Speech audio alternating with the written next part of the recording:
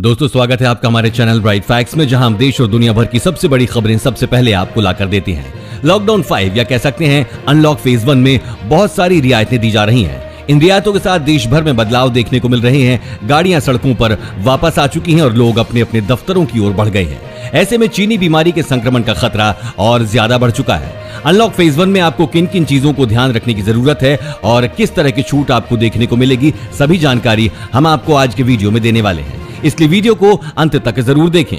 सबसे पहले तो हम चीनी बीमारी से संक्रमितों का आंकड़ा एक बार देख लेते हैं। देश में मरीजों की संख्या 2,17,187 हो गई है। पिछले 24 घंटे में 9,304 नए मामले सामने आए हैं। वहीं पिछले 24 घंटे में 1,39,485 टेस्ट भी हो चुके हैं और हर घंटे ही इसमें इजाफा हो रहा है। चलिए इसी के साथ आज की खबरों को जान लेते हैं। आज आप देखेंगे यूपी के निवासियों के लिए बड़ी खुशखबरी, खाते में आने वाली है 1500 रुपए की राशि। पूरी जानकारी के लिए देखते रहिए। आगे देखेंगे इंसानियत के नाम पर धब्बा, केरल में गर्भवती हथिनी की लोगों ने की हत्या। साथ ही 8 जून से खुलेंगे देश के सभी धार्मिक स्थल, मंदिर, मस्जिद। जाना है तो करना होगा इन नियमों का पालन। और चीनी बीमारी को रोकने का बस एक ही उपाय, 16 देशों की रिसर्च से मिली जानकारी। साथ ही साथ अब सड़कों पर दौड़ेंगी प्राइवेट बसें, जाने कितना होगा किराया। दोस्तों हर खबर बेहद जरूरी है, तो एक भी मिस ना करें और वीडियो पूरी जरूर देखें। लेकिन उससे पहले इस वीडियो को बनाने में मुझे बहुत मेहनत लगती है और इस मेहनत के लिए वीडियो को आप एक छोटा सा लाइक जरूर कर दें। बिना देरी के लिए चलते हैं आपको हमारी आज की सबसे पहली खबर की तरफ। यूपी के निवासियों के लिए खुशखबरी, खाते में आने वाले हैं 1500 रुपए। उत्तर प्रदेश के मुख्यमंत्री योगी आदित्यनाथ गुरुवार को राज्य के 49.87 लाख वृद्धों को पेंशन और 10.67 लाख दिव्यांगजन को पेंशन देने वाले हैं, जिसकी रकम 1500 रुपए है।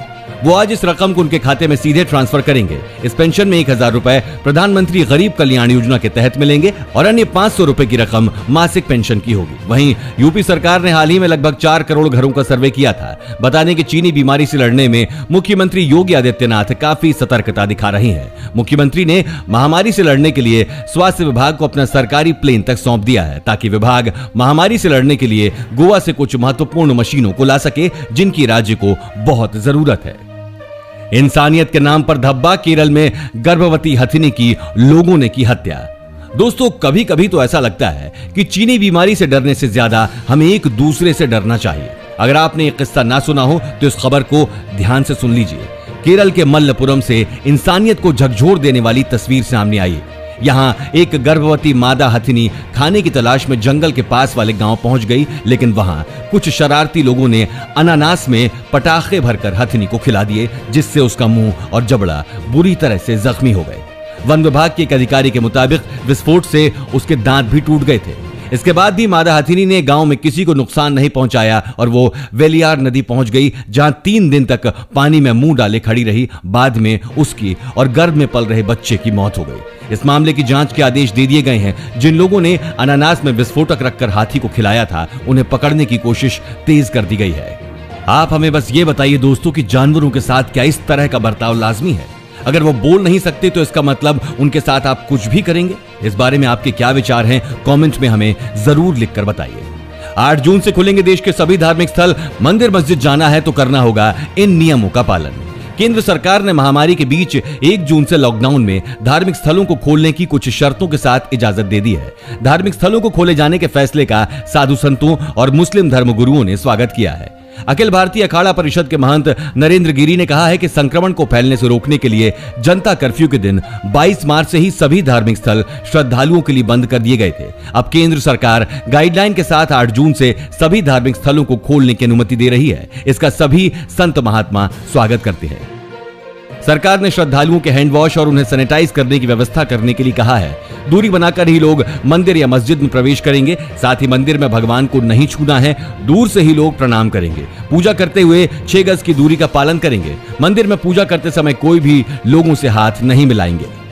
इस वीडियो को देखते रहिए दोस्तों, क्योंकि आगे आने वाला है। अगर लॉकडाउन में चली गई है आपकी नौकरी तो चिंता मत करिए, सरकार दे रही है मौका। चीनी बीमारी को रोकने का बस एक ही उपाय, 16 देशों की रिसर्च से मिली जानकारी। कई सारे एक्सपर्ट्स ने कहा है कि भारत में भी चीनी बीमारी के केसेस का चरम पर पहुंचना बाकी है। ऐसे में 16 देशों में हुई एक रिसर्च से जो जानकारी मिली है उससे यही पता चलता है कि अगर लोग देश में कुछ सावधानियों को सख्ती से अपनाएं तो संक्रमण को बहुत हद तक फैलने से रोका जा सकता है। सोशल या physical distancing, mask, I cover और बार बार हाथ धोना। अगर महामारी से बचना है तो यही सारे उपाय करने जरूरी हैं। ये रिसर्च कुल मिलाकर इस नतीजे पर पहुंचना है कि कम से कम दूसरों से 2 मीटर की दूरी, फेस मास्क और आंख की हिफाजत का इंतजाम करना चीनी बीमारी के संक्रमण को रोकने का सबसे बेहतर तरीका है। चीनी बीमारी को फैलने से रोकने के बारे में ये अब तक की सबसे बड़ी स्टडी मानी जा रही है, लेकिन रिसर्च में साफ कहा गया है कि इन उपायों के अलावा हाथ को साफ रखना तभी ज्यादा कारगर साबित हो सकता है जब सारी चीजों पर एक साथ ध्यान दिया जाए। सड़कों पर दौड़ेंगी प्राइवेट बसें, जाने कितना होगा किराया। आज से कोलकाता की सड़कों पर निजी बसें उतर रही हैं और किराया पहले जितना ही लगेगा। बस मालिकों ने बसों का किराया बढ़ाने के लिए एक आयोग अथवा कमेटी शुरू करने की मांग की थी। मंगलवार को ही बैठक के बाद फैसला लिया गया कि निजी बसों का किराया कमेटी निर्धारित करेगी। इस कमेटी के शुरू होने के बाद फिलहाल बस और मिनी बस के मालिक बसें चालू कर रहे हैं। वेस्ट बंगाल बस मिनी बस ओनर्स एसोसिएशन के महासचिव प्रदीप नारायण बासु ने कहा कि पुराने किराए पर ही फिलहाल बस और मिनी बसें सड़कों पर उतरेंगी। गुरुवार से 1000 से अधिक निजी बस और मिनी बस सड़कों पर उतर रही हैं, वहीं बाकी बसें धीरे धीरे सड़कों पर उतरेंगी। अगर लॉकडाउन में चली गई आपकी नौकरी तो चिंता मत करिए, सरकार दे रही है मौका। महामारी के बढ़ते प्रकोप के कारण देश भर में पिछले 2 महीने से लॉकडाउन की स्थिति है, जिसके कारण लोगों को बहुत परेशानी उठानी पड़ी है और लॉकडाउन के चलते कई कंपनियों के बर्बाद होने या बंद होने के चलते कई लोगों को अपनी नौकरी गंवानी पड़ी है। यदि आपने भी लॉकडाउन के दौरान अपनी नौकरी गंवा दी है तो आपको परेशान होने की जरूरत नहीं है। ऐसे में श्रम और रोजगार मंत्रालय का कहना है कि लॉकडाउन के बीच मंत्रालय के नेशनल करियर सर्विस प्रोजेक्ट के तहत 76 ऑनलाइन जॉब मेला लगाए गए हैं और आगे भी ऐसे मेले लगाए जाएंगे जिसमें आप भी हिस्सा ले सकते हैं। आपकी जानकारी के लिए बता दें कि एनसीएस के तहत अब तक कुल मिलाकर 73 लाख लोगों को जॉब दिया गया है। और आगे आप देखने वाले हैं 8वीं पास के लिए पुलिस में हो रही भर्तियां, नौकरी का बहुत बड़ा मौका, कोई लिखित परीक्षा नहीं। राजस्थान, मध्य प्रदेश के बाद उत्तर प्रदेश, महाराष्ट्र और उड़ीसा में अब टिड्डियों का खतरा। महामारी के बीच पाकिस्तान से राजस्थान होते हुए मध्य प्रदेश, उत्तर प्रदेश और उड़ीसा में टिड्डियों के हमले से परेशानी बढ़ गई है। उड़ीसा में ड्रोन से कीटनाशक का छिड़काव कर इन्हें मारने की तैयारी चल रही है। वहीं सबसे अधिक प्रभावित राजस्थान में ड्रोन के बाद हेलीकॉप्टर से कीटनाशक का छिड़काव कर इन्हें खत्म किया जा रहा है। इसके अलावा 120 सर्वे यंत्र और 810 ट्रैक्टरों से कीटनाशक का छिड़काव हो रहा है। राजस्थान के 33 में से 22 जिलों को टिड्डियों ने अपनी चपेट में ले लिया है। इसका सीधा असर खाद्य सुरक्षा और रोजी रोटी पर पड़ेगा।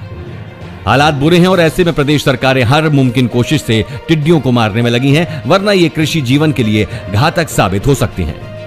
तो दोस्तों, क्या आप तैयार हैं साल की सबसे बड़ी पार्टी के लिए? क्योंकि हेलो को हो रही हैं पूरे 2 साल और इसी को सेलिब्रेट करने के लिए आपके फेवरेट स्टार्स और सेलिब्रिटीज आने वाले हैं लाइव। यही नहीं, इन लाइव सेशंस को ज्वाइन करके आप जीत सकते हैं iPhones, Redmi phones, Amazon vouchers और बहुत सारे प्राइजेस। पार्टी चलेगी न 1 न 2 बल्कि 3 दिन। 6 से 8 जून तक अपने फेवरेट स्टार्स से लाइव इंटरेक्ट करने के लिए आप रिमाइंडर्स भी सेट कर सकते हैं। इसलिए अभी डाउनलोड करो हेलो ऐप और यूज करो हेलो स्टार लाइव पार्टी। अब दिल्ली से नहीं चलेंगी श्रमिक स्पेशल ट्रेन, जानिए क्या है कारण। दिल्ली सरकार की तरफ से और श्रमिक स्पेशल ट्रेनों की मांग नहीं किए जाने के कारण राष्ट्रीय राजधानी से इन ट्रेनों का परिचालन अब समाप्त कर दिया गया है। अधिकारियों ने कहा कि ट्रेन चलाने के लिए फिर से मांग प्राप्त होने पर परिचालन दोबारा शुरू किया जाएगा। रेलवे के एक अधिकारी ने कहा, वर्तमान में दिल्ली सरकार से श्रमिक स्पेशल ट्रेन चलाने की मांग नहीं प्राप्त हुई है। दिल्ली के रेलवे स्टेशनों से कोई प्रवासी ट्रेन नहीं चल रही है। दिल्ली से अंतिम ट्रेन 31 मई को चली थी। दिल्ली में फंसे प्रवासी श्रमिकों को उनके गृह राज्य तक पहुंचाने के लिए रेलवे 1 मई से अब तक 242 ट्रेन चला चुका है। वहीं दिल्ली सरकार की ओर से कहा गया कि ज्यादातर प्रवासी मजदूर पिछले 1 महीने में अपने राज्यों की ओर लौट चुके हैं। वहीं कई लोगों ने अब ठहरने का फैसला किया है क्योंकि लॉकडाउन में ढील के बाद दूसरे कामकाज शुरू हो गए हैं। अधिकारियों के अनुसार कुछ मजदूरों की ओर से ही ट्रेन की मांग आई है। 8वीं पास के लिए पुलिस में हो रही भर्तियां, लॉकडाउन के दौरान राजस्थान पुलिस ने भर्ती निकाली है। राजस्थान पुलिस ने 2500 पदों पर होमगार्ड की भर्ती के लिए आवेदन मांगे हैं। इस वैकेंसी के लिए 8वीं पास उम्मीदवार अप्लाई कर सकते हैं। इसके लिए किसी प्रकार की लिखित परीक्षा नहीं ली जाएगी। आधिकारिक नोटिफिकेशन के मुताबिक योग्य व इच्छुक उम्मीदवार 10 जून से लेकर 9 जुलाई तक आवेदन कर सकते हैं। नौकरी के लिए आवेदन करने वाले उम्मीदवारों को ऑनलाइन ही अप्लाई करना होगा। उम्मीदवारों का चयन फिजिकल टेस्ट के आधार पर किया जाएगा। इच्छुक उम्मीदवार आधिकारिक वेबसाइट home.rajasthan.gov.in पर जाकर 10 जून से 9 जुलाई 2020 तक ऑनलाइन आवेदन कर सकते हैं। दोस्तों आगे देखेंगे स्कूल खुलने की तारीख घोषित, इस दिन से शुरू होंगे एडमिशन, जानिए पूरी खबर। इससे पहले दोस्तों बड़ी खबर, जनधन खातों में आई आखिरी 500 रुपए की किश्त। महामारी के चलते सरकार की ओर से महिला जनधन खातों में अप्रैल माह से 3 महीने तक 500 रुपए देने की घोषणा की गई थी। अप्रैल और मई के रुपए ग्राहकों को बांटे जा चुके हैं, अब जून के रुपए बांटे जाने हैं। सभी बैंकों और कियोस्क सेंटरों पर इसकी शुरुआत 5 जून शुक्रवार से होने जा रही है। महिला पीएम जनधन खातों से रुपए निकालने के लिए भीड़ न लगे, इसके लिए अलग अलग दिनों में अलग अलग खाता संख्या के अंतिम अंक के हिसाब से ही रुपए बांटे जाएंगे। महिला जनधन खातों के कुल 3,67,000 खाते हैं। तीसरे महीने में भी ग्राहकों की भीड़ बढ़ने की संभावना जताई जा रही है। इसके लिए बैंक कार्यालय ने दिशा निर्देश जारी किए हैं। जून के लिए महिलाएं खाता धारक एटीएम से भी रुपए निकाल सकती हैं। इसी के साथ मौसम का हाल देख लेते हैं दोस्तों। महाराष्ट्र में भीषण तबाही मचाने के बाद चक्रवात निसर्ग कमजोर होने लगा है। एक समाचार एजेंसी के अनुसार निसर्ग अब उत्तर पूर्व महाराष्ट्र की ओर बढ़ रहा है। मौसम विभाग के महानिदेशक मृत्युंजय महापात्र ने जानकारी देते हुए कहा कि निसर्ग के जमीन से टकराने के दौरान हवा की गति 120 किलोमीटर प्रति घंटा रही है। तूफान कमजोर होकर तूफानी चक्रवात में बदल गया है। हवा की गति 65 से 75 किलोमीटर प्रति घंटा हो गई है। इस नए कानून की मदद से अब हर किसान होगा मालामाल, जानिए ये क्या है। आखिरकार किसानों के लिए वो खबर आ ही गई जिसका वो बरसों से इंतजार कर रहे थे। केंद्र सरकार ने किसानों को आत्मनिर्भर बनाने के लिए उन्हें मजबूती प्रदान करने वाले प्रस्ताव को मंजूरी दे दी है। केंद्र सरकार ने मंडियों और इंस्पेक्टर राज को हटाने वाले कानून को लागू कर दिया है। अब किसानों को अपने अनाज को कहीं भी बेचने की आजादी होगी। किसानों के लिए one nation one agri market का मार्ग बनाते हुए केंद्रीय मंत्रिमंडल ने बुधवार को अधिसूचित एपीएमसी मंडियों के बाहर बाधा मुक्त व्यापार की अनुमति देने वाले अध्यादेश को मंजूरी दे दी। बताते चलें कि इस समय किसानों को पूरे देश में फैली 6,900 एमपीएमसी मंडियों में अपनी उपज को बेचने की अनुमति है। स्कूल खोलने की तारीख घोषित,